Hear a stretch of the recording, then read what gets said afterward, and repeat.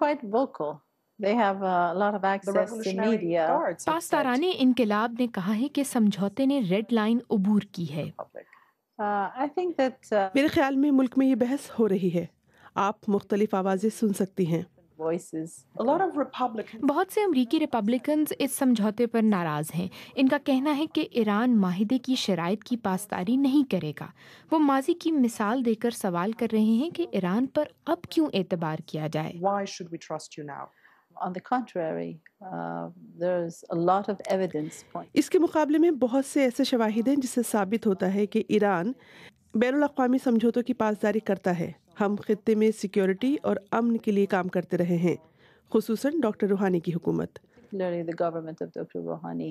And in the region we have the और Israeli फिर खित्ते में इसराइली वज़ीर आज़म हैं जिनका कहना है कि आप इस समझौते से कैश हासिल करेंगे जो कि खित्ते में ईरान के तबाहकुन अज़ाइम के लिए इस्तेमाल की जाएगी। आपको पाबंदियों के ख़ात्मे से जो पैसा मिलेगा वो आप ही का होगा, लेकिन आप इसे कैसे इस्तेमाल करेंगे?